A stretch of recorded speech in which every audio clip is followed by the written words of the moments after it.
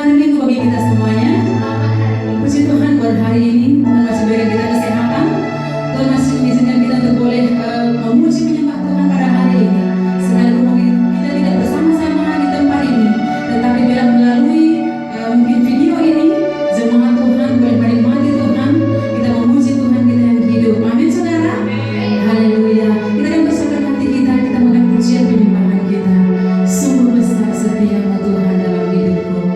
Karena Dia Allah yang begitu setia bagi kita saudara. Dia tidak pernah meninggalkan kita sendiri.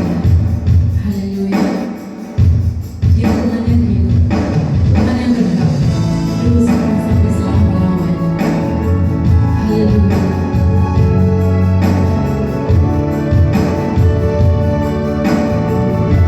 Semuanya adalah penyertaan Tuhan dalam hidup kita. Maka sedetik pun Tuhan tidak pernah meninggalkan kita. Haleluya.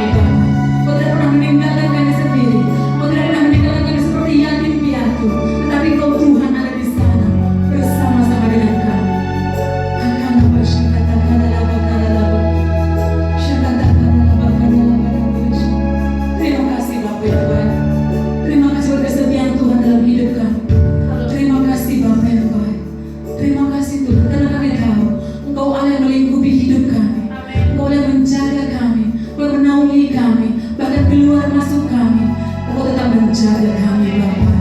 Terima kasih Bapa. Terima kasih Tuhan. Haleluya.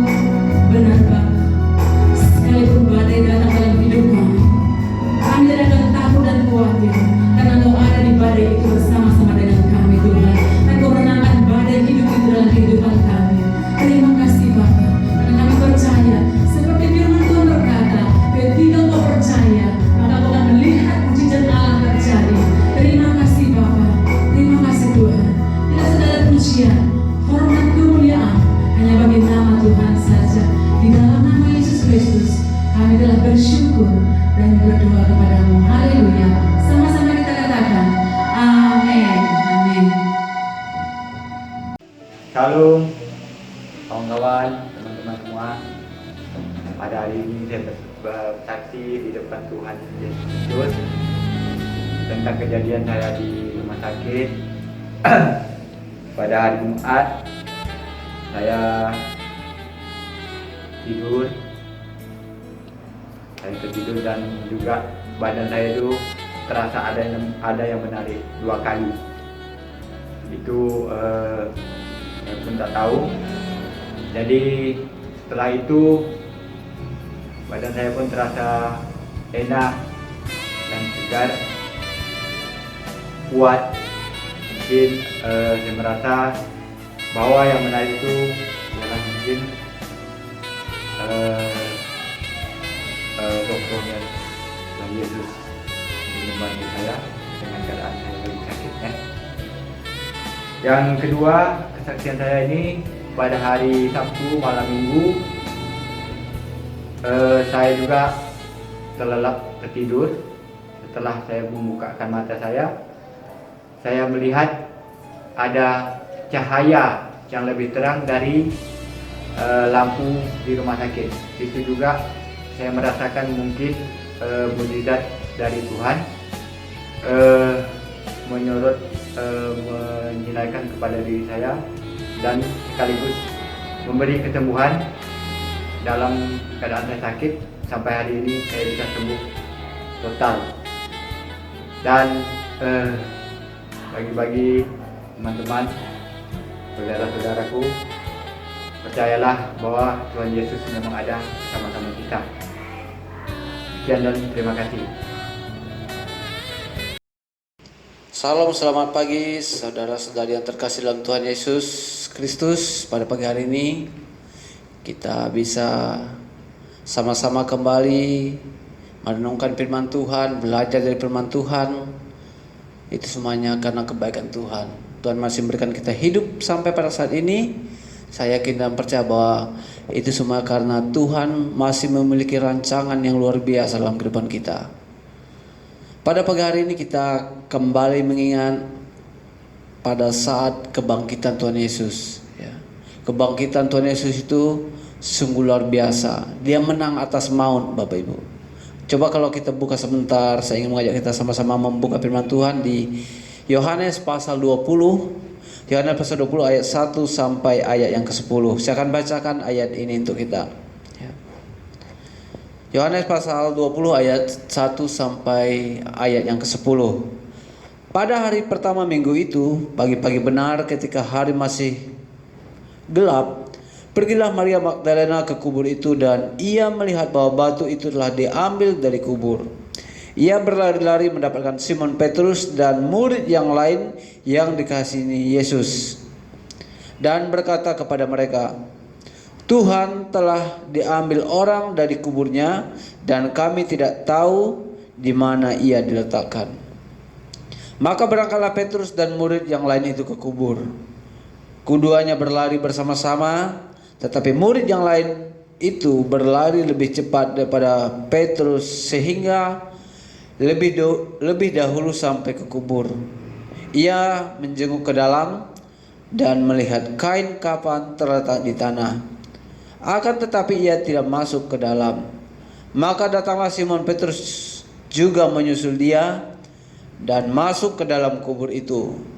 Ia melihat kain kafan terletak di tanah, sedang kain peluh yang tadinya ada di kepala Yesus tidak terletak dekat kain kafan itu, tetapi agak di samping di tempat yang lain dan sudah tergulung. Ayat 8. Maka masuklah juga murid yang lain yang lebih dahulu sampai di kubur itu dan ia melihat dan percaya. Sebab selama itu mereka belum mengerti isi kitab suci yang mengatakan bahwa ia harus bangkit dari antara orang mati. Ayat 10. Lalu pulanglah kedua murid itu ke rumah. Saudara-saudari yang dikasihi oleh Tuhan, kalau kita bisa melihat ada sebuah hal yang luar biasa. Kita sama-sama belajar bahwa Yesus bangkit mengalahkan maut. Jadi pada pagi hari ini saya ingin membagikan ada beberapa hal tentang kuasa kebangkitan Tuhan Yesus, Bapak Ibu ya. Kuasa kebangkitan Tuhan Yesus ya. Pertanyaan yang penting yang harus diajukan adalah apa dampak kuasa kebangkitan Yesus bagi kita ya. Kuasa kebangkitan Yesus Kristus itu memberi dampak dalam apa di dalam kehidupan kita. Jangan kita cuma mengetahui jalan ceritanya tetapi tidak berdampak apa-apa. Kebangkitan Tuhan Yesus itu tidak mengubah hati kita, tidak mengubah pola pikir kita dalam pengenalan kita akan Tuhan, ya. Jadi pada pagi hari ini saya ingin mengajak kita sama-sama belajar untuk mengerti, mengenal atau memahami dampak kuasa kebangkitan Tuhan Yesus Kristus bagi kita, ya. Yang pertama dampaknya adalah memberikan damai sejahtera bagi kita, ya. Bisa kita bayangkan ketika murid-murid pada saat itu sudah 3,5 tahun bersama-sama dengan Tuhan Yesus, harus dipisahkan lewat kematian, ya. Dan 3 hari kemudian bangkit, ya. Tuhan Yesus bangkit dari kematian itu, ya. Saya yakin dan percaya bahwa murid-murid pasti akan sangat memiliki damai sejahtera, ya. Yang mungkin sebelumnya mereka berpikir, mungkin tidak ada lagi yang bisa memimpin kita, mungkin tidak ada lagi yang akan membimbing kita, ya. Kalau kita lihat di ceritanya, ketika Tuhan Yesus mati, ya, murid-muridnya udah terpisah, ambil jalan masing-masing, ya. Tetapi puji Tuhan, lewat kebangkitan Tuhan Yesus, murid-muridnya memiliki damai sejahtera, ya. Dikatakan di sini penulis Injil Yohanes mengatakan bahwa di Yohanes pasal 20 ayat yang coba kita buka sebentar, Yohanes pasal 20 ayat ke 19, ya. Dikatakan di sini, di dunia Yesus menampakkan diri kepada murid-muridnya. Ayat 19 dikatakan, ketika hari sudah malam, pada hari pertama minggu itu, berkumpullah murid-murid Yesus di satu tempat dengan pintu-pintu yang terkunci, karena mereka takut kepada orang-orang Yahudi. Pada waktu itu datanglah Yesus dan berdiri di tengah-tengah mereka dan berkata, damai sejahtera bagimu, ya. Jadi di tengah ketakutan murid-murid Tuhan Yesus, ya, di tengah ketakutan, di tengah situasi yang mungkin pada saat itu mereka anggap suatu hal yang pelik, ya, tiba-tiba Tuhan Yesus muncul di tengah-tengah mereka dan berkata, damai sejahtera bagimu, ya. Itu merupakan satu jawaban yang sungguh luar biasa bagi murid-murid pada saat itu, ya. Yang awalnya mereka tidak memiliki pegangan hidup lagi, yang awalnya mereka tidak memiliki pemimpin lagi secara manusia, ya, karena harus dipisahkan dengan kematian. Tetapi di tengah-tengah ketakutan mereka, Tuhan Yesus hadir di tengah-tengah mereka dan berkata, damai sejahtera bagimu, ya. Sungguh luar biasa, ya. Mungkin dalam kehidupan kita juga sering kita merasa ketakutan, kebimbangan, masalah, ya. Tapi kita harus meyakini bahwa ada Tuhan yang selalu bersama-sama dengan kita. Dia tidak pernah meninggalkan kita, ya. Kita bisa melihat di sini suatu hal yang luar biasa, ya. Di ayat 20 dikatakan, dan sesudah berkata demikian, ia menunjukkan tangannya dan lambungnya kepada mereka. Murid-murid itu bersukacita ketika mereka melihat Tuhan, ya. Mungkin awalnya masih ada yang belum percaya, masih ada yang takut, ya. Dan di ayat ini dikatakan, dan sesudah berkata demikian, ia menunjukkan tangannya dan lambungnya kepada mereka. Itu membuktikan bahwa benar Yesus yang telah mati itu bangkit dan sekarang ada bersama-sama dengan mereka, Bapak Ibu. Jadi dalam kehidupan kita juga harus memiliki hal yang sama, ya. Tuhan itu bukan Tuhan yang mati. Tuhan itu bukan Tuhan yang tidak peduli akan kita, ya. Dia selalu bersama-sama dengan kita, ya. Kalau di firman Tuhan ini, dia menunjukkan tangannya yang telah terpaku di kayu salib, lambungnya yang telah tertusuk di kayu salib, membuktikan bahwa memang benar Yesus yang mati di kayu salib itulah yang bersama-sama dengan mereka pada saat itu, ya. Itu merupakan kabar sukacita bagi murid-murid Tuhan Yesus pada saat itu, ya. Dan yang kedua, ya, saya ingin bagikan dampak kuasa kebangkitan Tuhan Yesus bagi kita, yaitu memberikan sukacita, Bapak Ibu, ya. Dikatakan di sini, penulis Injil Yohanes dalam Injilnya menulis demikian. Dan sesudah berkata demikian, ia menunjukkan tangan dan lambungnya kepada mereka. Murid-murid itu bersukacita ketika mereka melihat Tuhan. Ya. Peristiwa kematian Tuhan Yesus Kristus dan kebangkitannya telah membuat para murid hidup dalam ketakutan, kecemasan, kegelisahan. Hidup yang awalnya penuh dengan sukacita bersama dengan Tuhan Yesus selama 3,5 tahun. Mereka bisa melihat banyak mujizat yang telah Tuhan lakukan.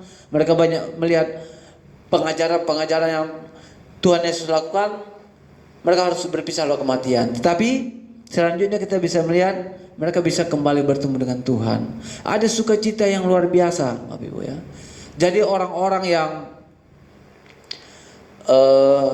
bersama dengan Tuhan pada saat itu, mereka memiliki sukacita. Kenapa? Karena Tuhan Yesus hidup kembali. Tuhan Yesus bangkit dari antara orang mati, Bapak Ibu ya. Dan itu juga yang harus kita imani dalam kehidupan kita ya. Ketika Tuhan Yesus hadir di dalam diri kita, yakinlah Dia akan memberikan sukacita bagi kita ya. Memberikan damai sejahtera bagi kita ya. Dan saya akan percaya bahwa ketika kita memberikan hati kita, memberikan hidup kita kepada Tuhan, ya, ada sukacita yang luar biasa akan terjadi dalam kehidupan kita. Ketika kita ada dalam masalah, ketika kita memberikan masalah kita itu kepada Tuhan, ada sukacita yang luar biasa. Ya. Karena kalau nyawanya sendiri Dia berikan kepada kita, Dia korbankan kepada kita, apalagi yang lain. Ya. Itu Dia lakukan kenapa? Karena kita ini adalah orang-orang yang berharga di mata Tuhan. Manusia adalah orang-orang yang berharga di mata Tuhan, Bapak Ibu ya. Oleh sebab itu Dia rela mati untuk kita. Dia tidak mau kita terpisah daripada Allah. Dia tidak mau kita terpisah oleh karena perbuatan dosa kita. Ya, oleh sebab itu Dia mati di kayu salib.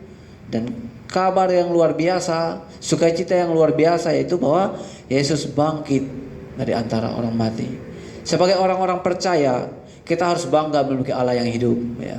Allah yang sanggup melakukan segala sesuatunya ya. Baik dalam kehidupan jasmani, baik dalam kehidupan rohani ya. Karena setiap orang yang berjumpa dengan Tuhan, kehidupannya pasti akan selalu Tuhan ubahkan ya. Kehidupannya pasti akan selalu Tuhan buat lebih baik dan lebih baik lagi ya. Dan terakhir di sini ya, saya ingin bagikan di Yohanes tadi, Yohanes pasal 20 ayat 22 dan ayat 23 ya. Yohanes 20 ayat 22 dan 23 berkata, dan sesudah berkata demikian, Ia mengembusi mereka dan berkata, terimalah Roh Kudus. Jika kamu mengampuni dosa orang, dosanya diampuni. Jikalau kamu menyatakan dosa orang tetap ada, dosanya tetap ada ya. Jadi di sini Tuhan memberikan suatu hal yang luar biasa, suatu perkataan yang luar biasa kepada murid-muridnya ya. Jika kamu mengampuni dosa orang, dosanya akan diampuni. Dan jika kamu menyatakan dosa orang tetap ada, dosanya tetap ada. Jadi ada kuasa yang luar biasa yang telah Tuhan berikan kepada murid-muridnya pada saat itu. Dan kuasa yang sama juga saya yakin dan percaya Tuhan berikan kepada kita ya. Di dalam firman Tuhan juga berkata bahwa kita, ketika kita percaya kepada Tuhan, kita bisa melakukan jauh daripada apa yang telah Tuhan lakukan ya. Artinya Tuhan memberikan kuasa, memberikan otoritas kepada setiap orang-orang percaya ya. Baik dalam perkataan kita ya, dalam tingkah laku kita. Oleh sebab itu makanya kita yang di dalam Tuhan ya, harus menyadari bahwa ada Allah yang luar biasa, yang kuasanya sungguh luar biasa bersama-sama dengan kita dan tinggal di dalam kita. Bahkan di Injil Matius pasal 28, kita buka sebentar. Injil Matius pasal 28 ya.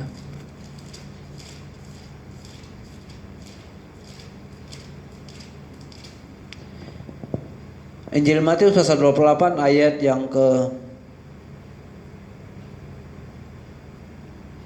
20 ya.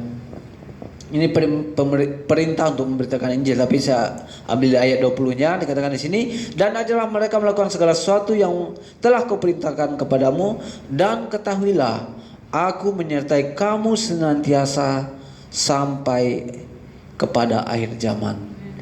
Inilah pesan yang luar biasa yang Tuhan Yesus sampaikan kepada murid-muridnya pada saat itu. Dan saya percaya pesan yang sama juga Tuhan sampaikan kepada kita.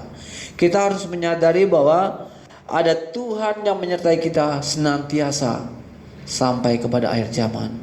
Kiranya lewat firman Tuhan ini kehidupan kita semakin